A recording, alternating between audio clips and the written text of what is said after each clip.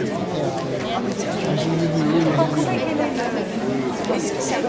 je sais.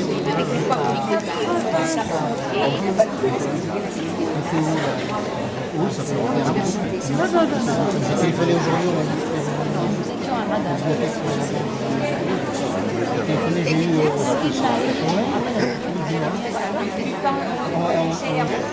Vous êtes psychologue ou assistant? Oui, exactement. Voilà.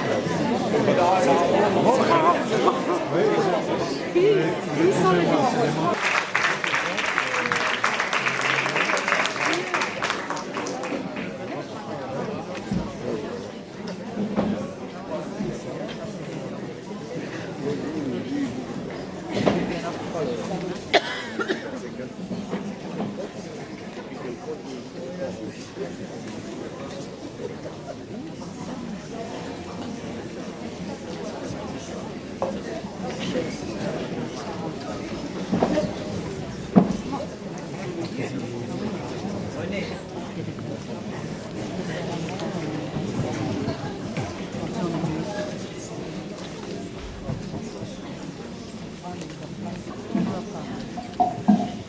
Bonsoir, nous nous excusons du retard. Nous attendons M. Alexandre Defay qui doit venir de Tel Aviv. Alors nous attendons encore 5 minutes et nous commençons.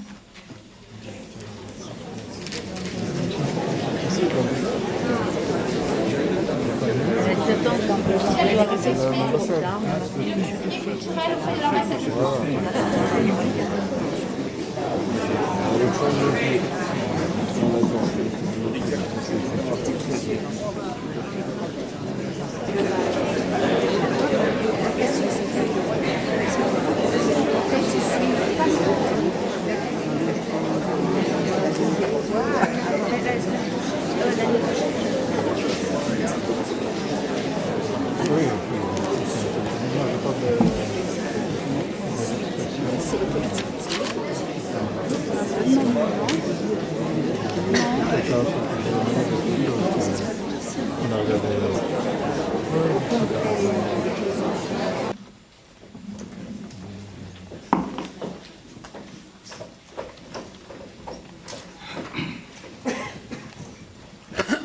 Nous n'avons pas ensemble, nous n'avons pas confronté nos points d'accord et compté nos points de désaccord pour fonder cet institut que nous vous présentons aujourd'hui. L'institut est né avant toute discussion. Il est né d'une existence inconditionnelle.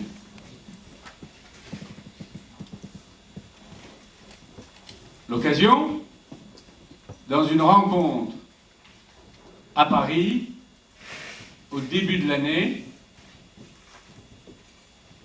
entre nous trois, pour défendre mon séminaire menacé de disparition ici à Jérusalem. Autrement dit, Lévinas nous conjoignait avant l'Institut Lévinas. Ou, pour mieux dire, nous conjoignait une parole avant la parole.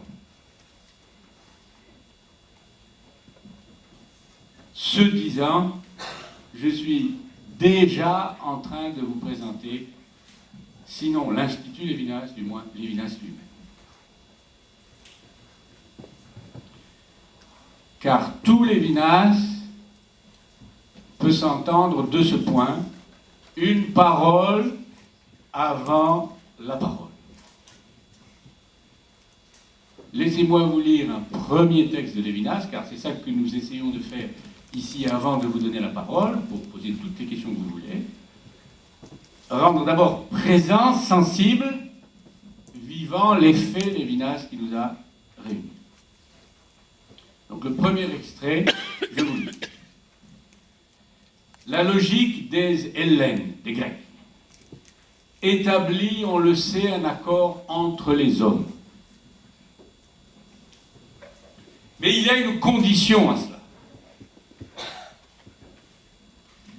il faut que notre interlocuteur consente à parler. Il faut l'amener au discours. Et Platon, au début de la République, nous dit que personne ne saurait obliger autrui à entrer dans un discours. Et Aristote nous dit que l'homme qui se tait pourra indéfiniment se refuser à la logique de la non-contradiction. Le monothéisme, la parole du Dieu un, est précisément la parole que l'on ne peut pas ne pas écouter, à laquelle on ne peut pas ne pas répondre. Elle est la parole qui oblige à entrer dans le discours. Voilà, tout est dit. Il me suffit simplement d'expliciter ce... Je confirme la proposition initiale de Béni.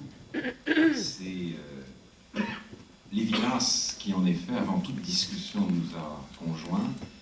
Et je crois, en effet, que seul ce nom et cette pensée pouvaient nous conjoindre, pouvaient opérer cette conjonction. Je vais, à mon tour, m'efforcer de rendre vivant, de rendre sensible l'effet Lévinas, et je partirai, sinon d'un texte, du moins d'une réflexion, d'une courte citation, deux courtes citations de Lévinas. Dans l'article qui clôt Difficile liberté et qui s'intitule Signature, Lévinas dit de sa biographie qu'elle est dominée par le pressentiment et le souvenir de l'horreur nazie. Et dans un entretien paru en 87, il dit ceci: « Ma vie se serait-elle passée entre l'hitlérisme incessamment pressenti et l'hitlérisme se refusant à tout oubli ?» Cette question est un aveu, l'aveu d'une hantise, d'une obsession. Et quand il dit « ma vie », il inclut son œuvre, puisque le propre de l'obsession, justement, c'est de tout envahir, d'occuper jusqu'au moindre recoin du camp à soi. La pensée de Lévinas est affectée par la catastrophe. Qu'est-ce que cela veut dire? Autre texte que je lis maintenant, Lévinas dit ceci: « La disproportion entre la souffrance et toute théodicée se montre à Auschwitz avec une clarté qui crève les yeux. Sa possibilité met en question la foi traditionnellement millénaire. Le mot de Nietzsche sur la mort de Dieu ne prend-il pas dans les camps la signification d'un fait quasi empirique? La théorie. Je demande aux personnes qui sont là, si vous voulez entrer, si vous voulez les deux, voilà.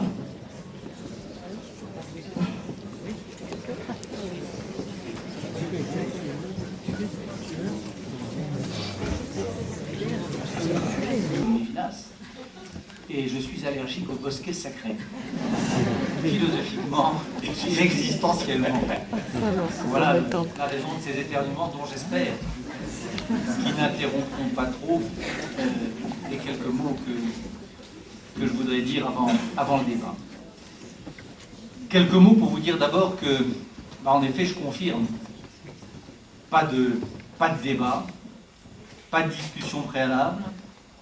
Nous nous trouvons, Alain Finkielkraut, moi-même et Béni, dans la situation de ces très anciens juifs qui ont dit « nous ferons et puis nous écouterons ». Nous sommes en train de nous écouter les uns les autres, mais nous avons commencé par faire, c'est-à-dire inconditionnellement, sans réserve, fonder cet Institut Lévinas.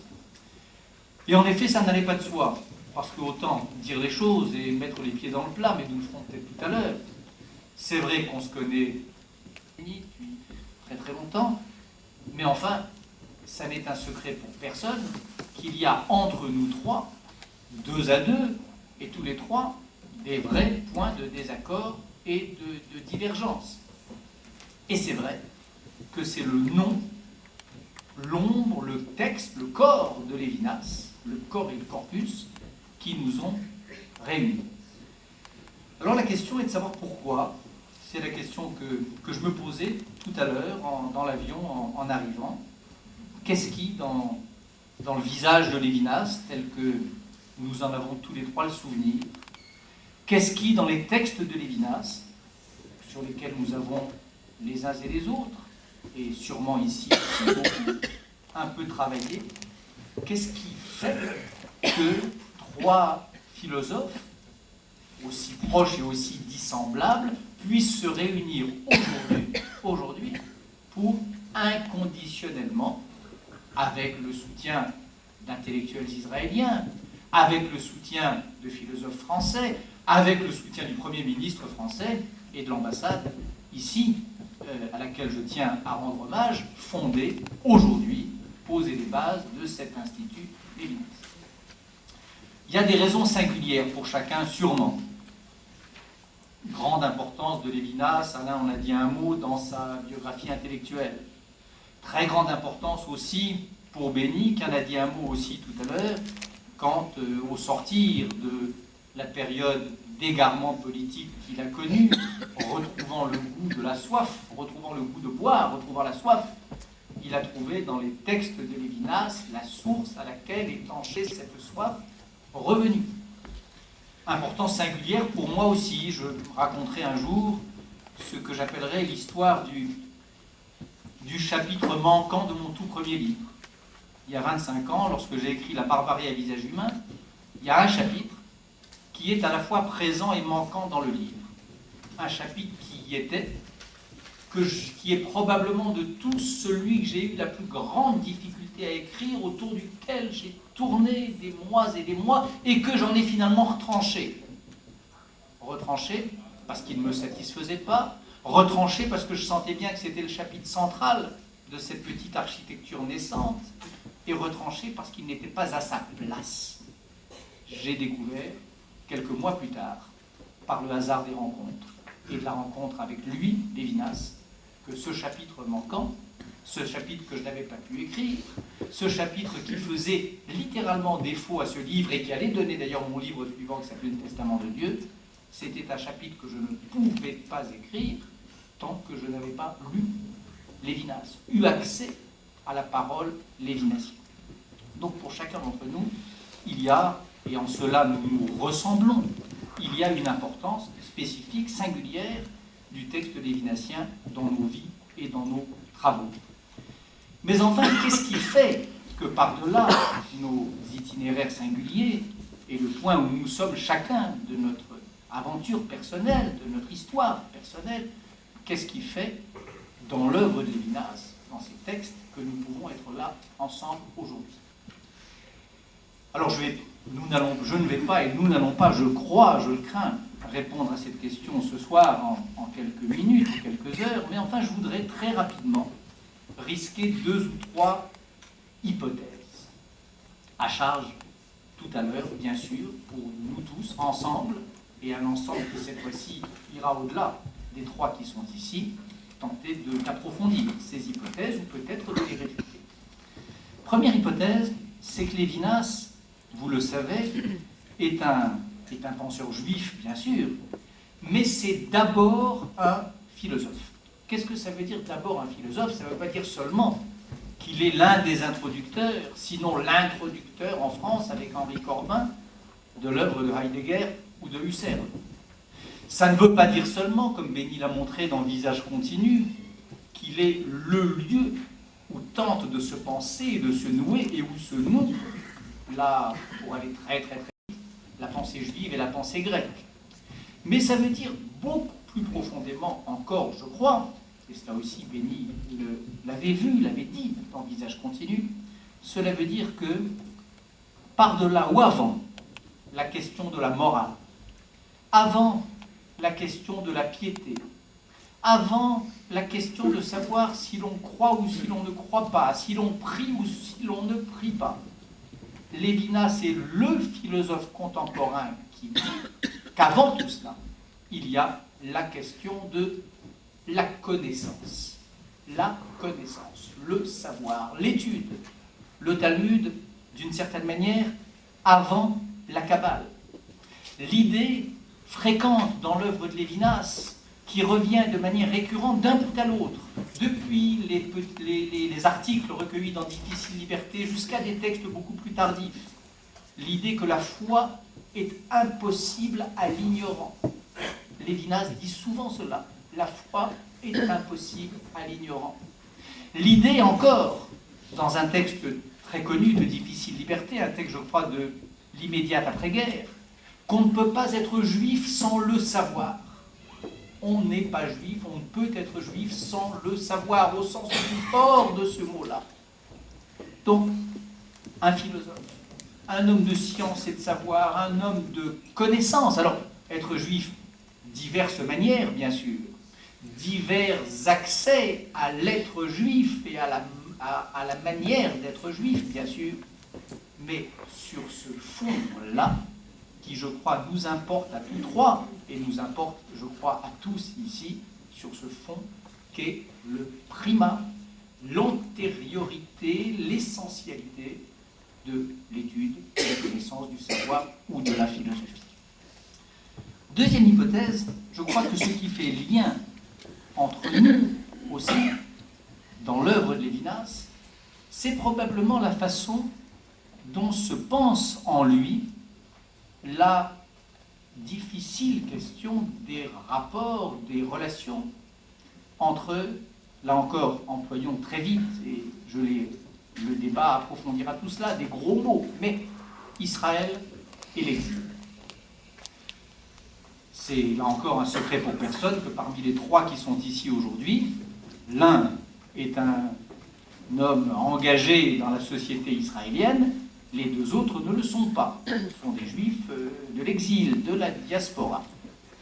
C'était la situation de Lévinas, bien sûr, mais c'est surtout, je crois, l'une des questions, l'une des ambivalences, ou des amphibologies, ou la polarité, disons, la bipolarité, sur laquelle Lévinas n'a cessé de se pencher. Les relations, le rapport, la relation entre le judaïsme, entre le sionisme et le judaïsme de l'exil, c'est l'un des sujets, l'un des thèmes de la méditation lévinassienne jusqu'au bout. Sa fidélité à Israël, vous la connaissez, nous la connaissons tous. Il y a des textes précoces dès l'immédiate après-guerre, dès la création d'Israël, des textes d'émotion, des textes de joie, presque naïfs parfois d'ailleurs, sur le bonheur de voir des timbres-postes juifs. Je me rappelle un texte dans l'actualité juive, peut-être 49 ou 50. Puis il y a des textes plus tardifs, où en effet, malgré l'opposition de principes ontologiques à l'idée même de l'hégélianisme et de tout ce qui va avec, un éloge de l'idée même ou de l'avènement de l'État dans le destin du peuple juif et d'un État juif. Et puis en même temps, Lévinas, c'est, comme vous le savez, un philosophe qui dit que Jérusalem, et là encore les textes sont nombreux, que Jérusalem est une catégorie de l'être autant qu'une région, qu'une catégorie du monde, une région de l'âme autant qu'une région géographique. Lévinas, c'est le penseur qui a tenté de penser jusqu'au bout la dissociation et puis l'enracinement aussi de l'idée du judaïsme et d'une terre, les deux à la fois. Vous savez, vous connaissez également un texte qui, je crois, est dans Difficile Liberté aussi, un texte sur Léon Brunswick, ce philosophe français juif à l'ancienne, témoin et incarnation, type même du juif assimilé des années 30 et de l'après-guerre. Il y a un texte de Lévinas qui s'appelle Les carnets de Léon Brunswick, où il l'évoque, où il analyse les échanges de correspondance entre le futur historien Élie Halévy et Léon Brunswick, et où il fait de Léon Brunswick celui-là même qui avait été traité si cruellement dans les années 30 par Paul Nizan dans Les Chiens de garde, où il en fait le prototype de ces authentiques valeurs juives que sont aussi les valeurs du judaïsme des Lumières, du judaïsme de l'exil, du judaïsme de l'écart. Puis enfin, un souvenir personnel, une conversation que j'ai rapportée il y a de très nombreuses années déjà, où Lévinas avait développé devant moi une analyse, une réflexion qui m'avait paru extrêmement passionnante et profonde sur le mot même, sur l'idée de reste dans la Bible. Le mot de reste, qui revient souvent, sans cesse, dans les textes prophétiques. Et Lévinas m'avait dit, au fond, les rapports d'Israël et de la diaspora, c'est comme si l'un était le reste de l'autre. Israël, la diaspora et le reste d'Israël, l'Israël est d'une certaine manière le reste de la diaspora. Ils sont les deux voies, les deux réserves d'être. Ils sont l'un par rapport à l'autre dans l'économie de l'être juif, comme en réserve l'un de l'autre. Donc cette réflexion-là sur Israël et l'exil, sur les rapports complexes, subtils entre les deux, sur un exil dont Lévinas n'a jamais voulu qu'il fût seulement un reste au sens vulgaire du mot, un fossile, un sédiment, un reliquat, quelque chose qui n'attendait qu'à être absorbé dans l'Israël ressuscité.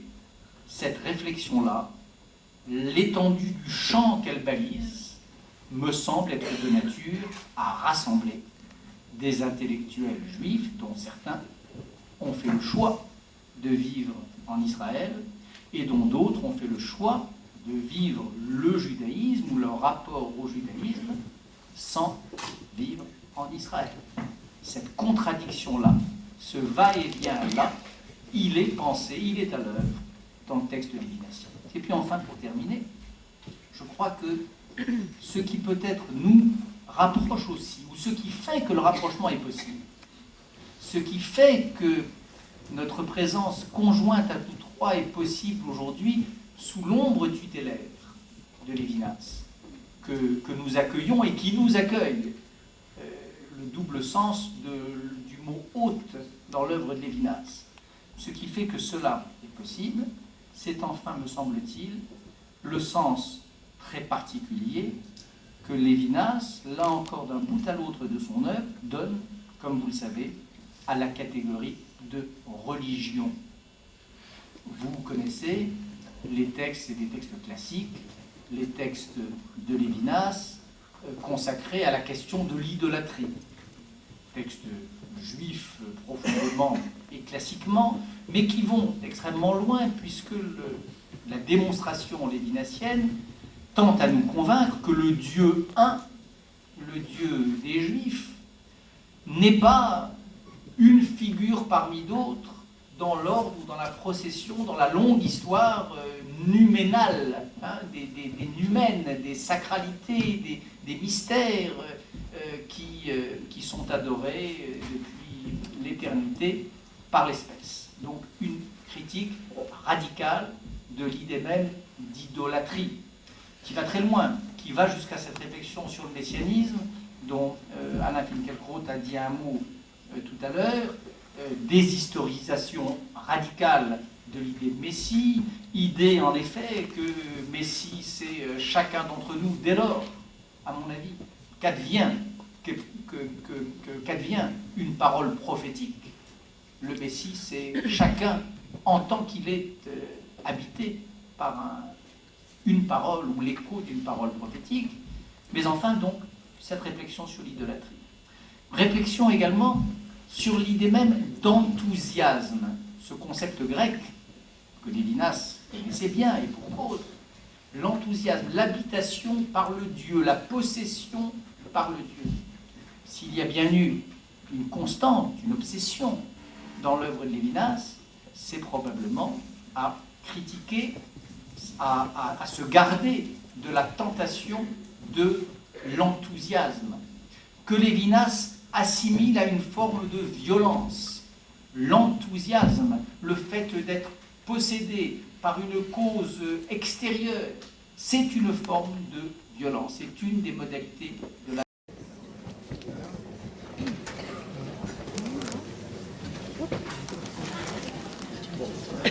Nous allons passer maintenant à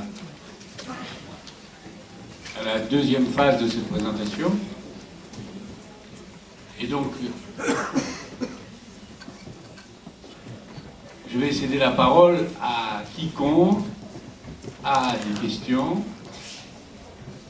concernant...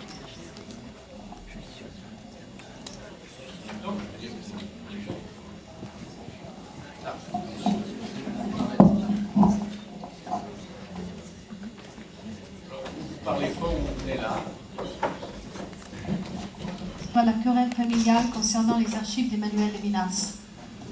Par rapport à quoi? Aux archives.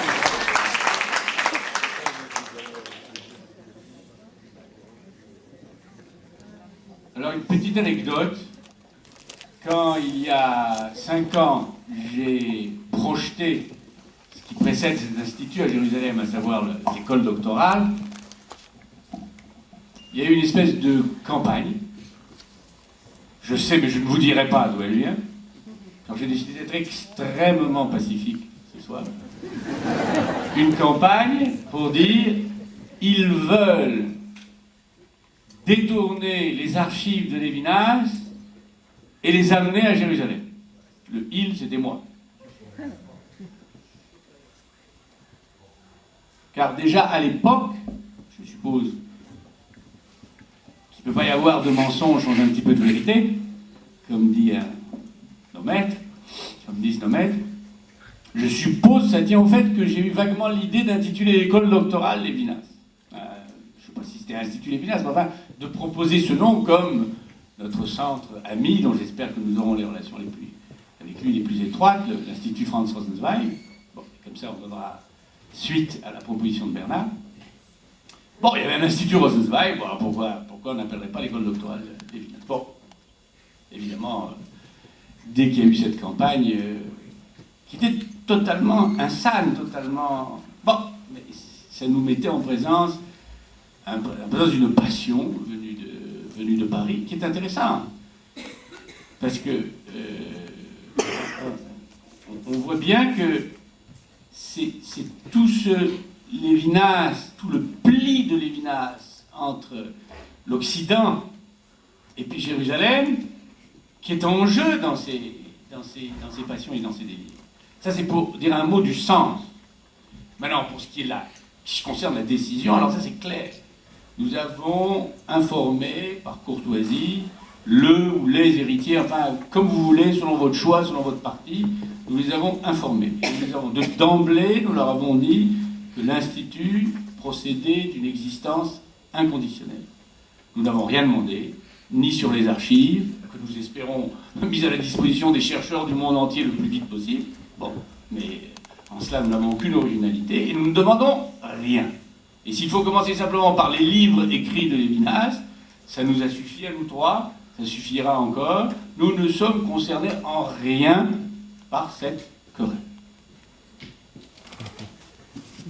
Mais pour moi, la parole ne peut pas être dissociée de l'action.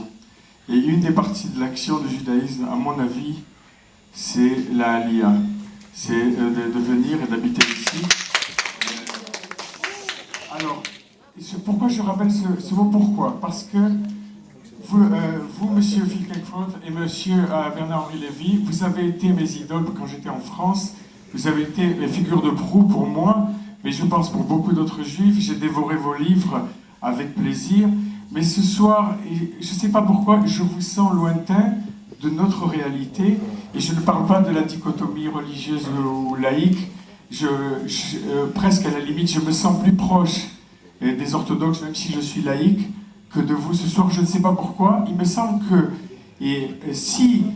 mais pourtant, bon, je vais quand même mettre une dernière réserve à ce que je vais dire, parce que si vous avez participé à la création de cet institut, c'est que peut-être votre désir profond, c'est de vous relier à nous, le judaïsme israélien français, et de descendre vers nous, parce que je vous sens très haut, très loin, dans l'élite de l'intellectualisme français. Mais je vous sens aujourd'hui plus français que juif. Je ne sais pas pourquoi, je ne sais pas si vous ressentez la même chose, peut-être que je me trompe. Et je voudrais vous demander si votre démarche vers cet institut, c'est de faire comme Emmanuel Levinas était, toujours connecté à la réalité. Toujours connecté à la réalité. Son œuvre est très inspirée de la réalité. Et par contre, ce soir, je ne vous ai pas senti proche de ma réalité quotidienne. Par exemple, je vous dis franchement, par exemple, la Terre, pour moi, on est tous reliés à notre Terre. Et je ne peux pas imaginer maintenant une loi sans Terre. Je ne peux pas imaginer qu'on puisse parler d'une loi sans Terre. C'est comme si c'était l'aboutissement, c'est comme si c'était une concrétisation. Et je ne suis pas sûr que tous ceux qui ont ici sûrement planté des arbres en Israël, et vous êtes beaucoup, et moi particulièrement, parce que je travaillais longtemps dans l'agriculture, j'ai planté des milliers d'arbres dans notre kibbutz, et j'ai senti enfin, j'ai enfin compris le discours dont je rêvais, du sionisme, de la réalisation, de la réconciliation avec moi-même. Je ne veux plus entendre parler de la double allégeance, je ne veux plus pas entendre parler du rapport du judaïsme avec le français.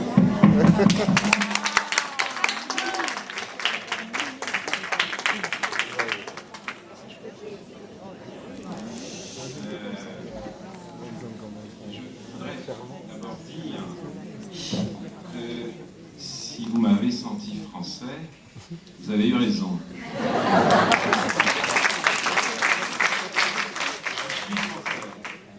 Je suis français et c'est mon identité. Et je crois aussi que Lévinas est un philosophe français, non pas simplement parce qu'il s'exprime en français, mais parce que sa langue est l'une des plus belles de la philosophie. Il y a quelque chose, et à cela, on peut être sensible quand on le lit en français. Donc, il n'y a pas d'erreur. En revanche, quand vous dites que vous nous avez sentis assez loin de la réalité israélienne, je ne souhaite pas rentrer dans le débat que vous me proposez, ni me justifier, car ce que j'avais à dire aujourd'hui ne concernait pas la réalité israélienne elle-même. Ça concernait l'importance, pour nous, qui que nous soyons, d'une pensée ébranlée, affectée par ces débats. Je suis effectivement, précisément, ces débats, je les ai connus avec une particulière virulence quand je me suis mêlé, et je m'en remets là, quand je me suis investi dans la politique concernant Israël. A-t-on le droit à la critique? Peut-on parler d'Israël quand on n'y vit pas, quand on ne paye pas le prix, quand on ne paye pas les conséquences? Et je considère d'ailleurs que c'est un argument très fort, un argument qui tourne autour de la morale de responsabilité. Je déteste, je refuse comme intellectuel de céder aux sirènes de la morale de conviction, celle qui entretient la flamme de la pure doctrine, sans se soucier justement des conséquences, sans en payer le prix. Mais bon, je connais ce débat, j'essaye d'y répondre, et je crois en l'occurrence que ce clivage-là, c'est aujourd'hui un peu atténué. En revanche, je sais, et je le constate, ici et en France, que les Juifs ont de plus en plus de mal à se parler. Donc il y a des divisions, mais qui parcourent le monde juif, et pas simplement la division entre la diaspora et Israël. Les Juifs ont de plus en plus de mal à se parler. Cette déchirure, elle est très profonde. En Israël, c'est terrible. En Israël, entre les religieux et les autres, les laïcs, à l'intérieur, on sent, c'est même une difficulté absolument oppressante.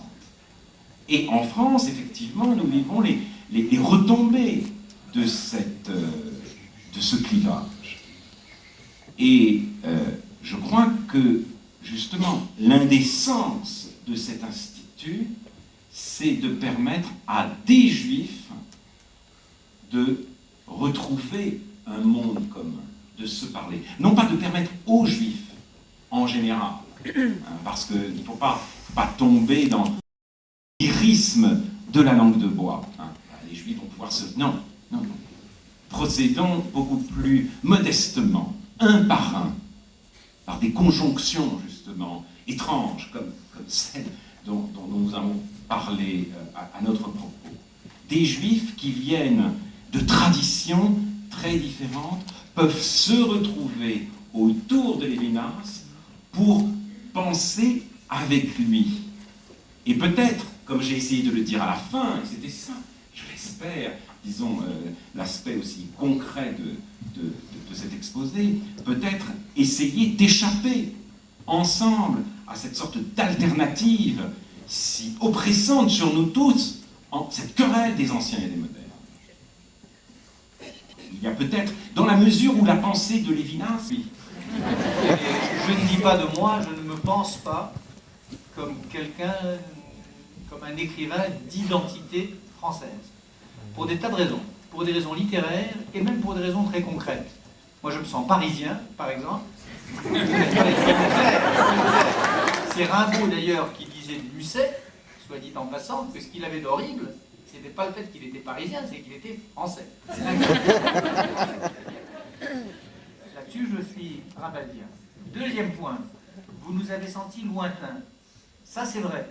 Bien sûr qu'on est loin, pas lointain, on est loin, par définition. Et ce serait démagogie, ce serait langue de bois, ce serait mensonge, en tout cas pour moi, que de venir dire aujourd'hui, mais non, je suis au fait des contradictions, des débats de la société israélienne. Bien sûr que non. C'est pas pour ça d'ailleurs, pour ce qui me concerne, que j'ai contribué à fonder l'Institut Lévinas. C'est pas pour me rapprocher de la société israélienne. C'est pour contribuer à faire en sorte que la parole lévinassienne vive et qu'elle vive au contact de la réalité de Jérusalem et au contact de la réalité du judaïsme de la diaspora. Et au contact aussi d'ailleurs d'intellectuels qui ne seront ni de ce judaïsme-ci ni de ce judaïsme-là. J'espère bien que viendront à Jérusalem, comme ils nous l'ont promis,